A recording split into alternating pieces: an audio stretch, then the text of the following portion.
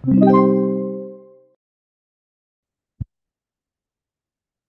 next. The slope distance and zenith angle between points A and B are observed with a total station instrument as 9,585.26 feet and 81 degrees 42 minutes and 20 seconds respectively. The HI or height of the instrument and rad readings were equal. If the elevation of A is 1,238.42 feet, compute the elevation of B. Consider the effect of curvature and refraction. So you are given the formula. HCR equals 0.026 m squared, where m is in thousands of feet. Okay? So, una, we have to consider na merong 2 points, no? A and B. Tapos, binigay elevation ng A. So, dito hindi malinaw kung nasaan yung instrument. Um,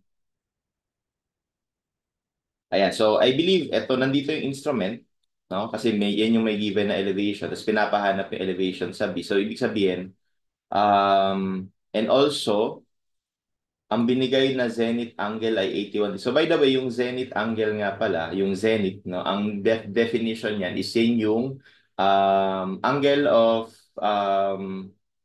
actually ano siya, no? Angle of elevation ng sun, no? Angle of elevation of the sun but with respect to vertical. Okay, with respect to vertical siya. So, pag sinabing zenith angle. So, well, dahil binigay dito 81 degrees, so pwedeng ganito yung drawing yan. So, nandito yung A, tapos exaggerate na lang natin, tapos nandito yung B. Okay, so nandito kunwari yung instrument sa A. Okay, tapos nandito yung rad. Okay, nasa B. Okay, so ganyan siya. So, ito ngayon yung line of sight. Ayan, no? So, ngayon, ang sabi niya doon sa problem, yung height daw ng instrument at rad reading ay equal. So, ito yung height ng instrument, HI, no? So, lumalabas ko, ito yung rad reading. So, ito yung magiging rad reading natin. Okay, equal lang daw yan sa HI. Ayan, no? And then what else? Given yung elevation sa A, so ibig sabihin, pag in-extend natin to, alam natin na ito ay nasa elevation A na lang para hindi magulo. So, ang elevation sa A ay 1,238.42 feet. Okay? At ang pinapahanap sa atin, elevation sa B. Okay? Tapos, ano yung sinasabing zenith angle? So, yung angle na yon is with respect to vertical. So, bali, ito yun. Okay? And that is, tawagin ko na lang na alpha. So, yung alpha na yon ay equal sa 81 degrees, 42 minutes, and 40 seconds. Okay? So, basically, sa problem na to, kailangan lang natin malaman itong height na to. Okay? Kasi pag nakuha mo yung height na yan, malalaman mo na elevation sa B, no? So, the question is, how would we calculate that? Una, we have to consider na meron daw correction due to Earth's curvature, no? So, oo nga pala, itong 9585, ito na yun.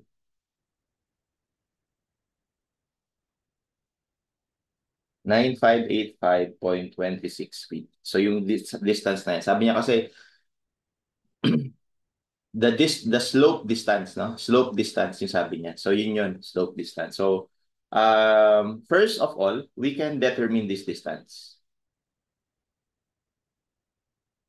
Pwede nating malaman tong distance na to. Okay, so tawagin na lang natin na distance h. Okay?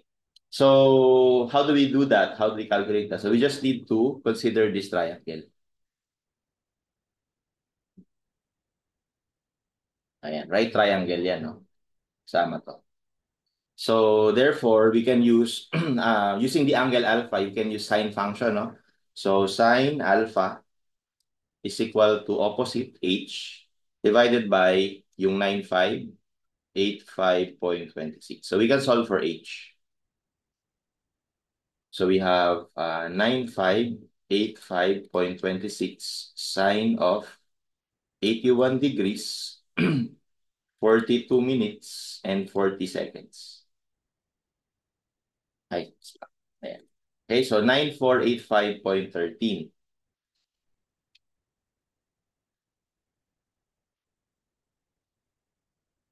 So 9485.13 feet. Okay?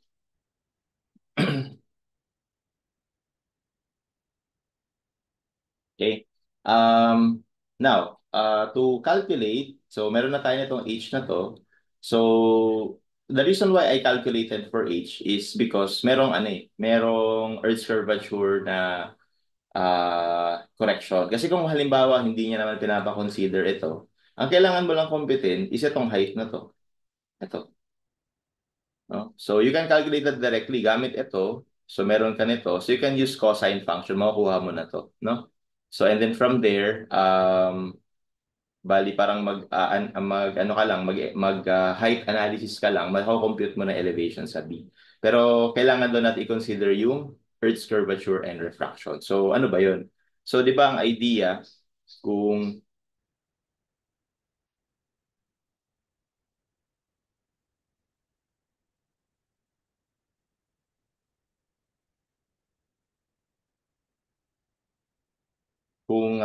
meron, ito yung curvature ng Earth. Kumbaga, um, ito yung original talaga or yung totoong elevation. Tapos meron tayong horizontal line. So ito yung horizontal line. Ito naman yung level line. Okay, tapos ito yung vertical line. Yan, lahat ng to vertical line. Okay? So tapos, kung titignan natin, kung ito yung observation point natin, okay, pag in-observe natin itong particular point na to, mapapansin mo na merong difference yung horizontal line and level line. If you are close enough, let's say nandito ka lang sa malapit, halos wala ng difference yung horizontal at yung level line. Pero pag lumalayo ka kasi, nagkakaroon sila ng difference because hindi naman talaga totoong horizontal yung ground surface natin. So that's why ito yung tinatawag natin, extend ko na lang dito. Yan yung tinatawag natin na correction due to Earth's curvature and refraction. And sa problem na to, binigay niya naman that is, naka-English kasi 0.026 m squared. No? Pero kung SI yan, for SI, okay, that is 0.038 no? ng distance squared. Okay, or minsan 0.0375. No? Ayan, no, yun yung pinagkaiba. Pero anyway, given naman. So basically, sa substitute lang natin dito yung distance, horizontal distance, and lumalabas, ito na rin yun. Hindi ko pala na-drawing dito, pero itong M na to, ito yun. Yung distance na to. Ayan, yung distance na yun. So, yun na rin yung horizontal distance. Okay? So, ibig sabihin, kung ipa-plot natin yan dito, parang lumalabas na ganito siya. Ito yung observation point natin. And parang ganyan siya. Okay? Okay, so based on that concept, our HCR here would be equivalent kapag nag-drawing tayo ng horizontal line doon sa observing station, no, and then papunta horizontally. And then kapag kinumpare mo siya doon sa level line, ito ngayon yung HCR natin. Okay? So ngayon, if we calculate HCR, so kumpitin natin yung HCR. HCR, according to the problem, is 0.026 m squared. Pero take note ha, yung m natin is, sabi, thousands of feet. So, ibig sabihin, convert natin siya ng, parang, di-divide natin ng 1,000 yung feet. So, that means we have 0.026, tapos yung m natin ay Ito, 9485.13. So, divide ng 1,000, tapos squared. Okay, kasi relatively maliit lang dapat ito. So, we have 0.026 times 9485.13 divided by 1,000 squared. So, that gives us 2.339 by 2.34 na lang. Okay? Now, what's next? So now that we have HCR, ang next natin na kailangan hanapin itong height na to. Kunin natin to. Okay, tawagin ko yan na V, na yung height na yan. Okay, so let me redraw the triangle. Okay, so ito ulit yung 9585.26. Tapos ito naman yung sinasabi kong V, ito yung alpha. So cosine of alpha is equal to V over 9585.26. So we can solve for that V, yung height na yun, vertical height kumbaga. So 9585.26 cosine of 81 degrees, 42 minutes, and 40 seconds. And that's 1381.85.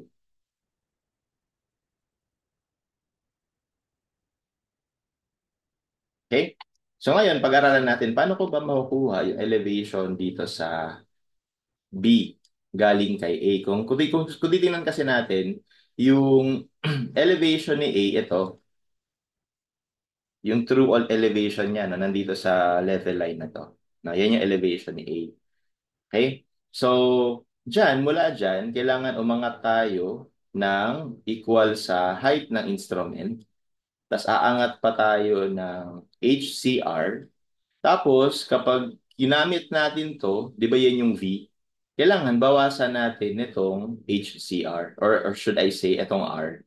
So, ibig sabihin, lumalabas na yung elevation sa B ay equal sa elevation ni A plus height ng instrument plus HCR plus V minus yung reading dun sa point B. Okay? So, isulat natin yon. Elevation sa B ay equal sa elevation sa A plus yung height ng instrument plus yung V, no, minus yung R. Ayan. Yan yun, no? May nakalimutan ako. Height ng, meron pa pala HCR, no? Plus HCR pala muna. Pray muna natin to. Okay, plus HCR plus V minus R. No, ulitin ko, no? Ito yon. Galing dito, galing sa level line na to. Dagdag ka ng height ng instrument, dagdag ka ng HCR, dagdag ka ng V, tapos bawas ka ng R. Alright? So, therefore, we have elevation sa A was 1238.42 plus height ng instrument, hindi given, plus HCR was 2.34 plus V, which is 1381.85 minus R, which is also equal to the height of instrument. So, lalabas lang dito, mag-cancel yung height ng instrument. Kaya, kahit hindi given yan, okay lang. So, therefore, the elevation at B is equal to 1238.42 plus 2.34 plus yung 1381. And that gives us 2622.61. Ayan. Okay, and that is our answer. That is the elevation at B. Okay, so wala dito yun. Actually, ito yung sagot dyan eh. Kaya lang ano kasi to, may typo error dun sa problem. Kung i-resolve nyo to na ang given dapat ito, dapat yan ay 9588.26. Lalabas ito. Okay, so you can also do that for practice. No? But and I tried to solve this using the original given. Okay? So that's how we solve this particular problem.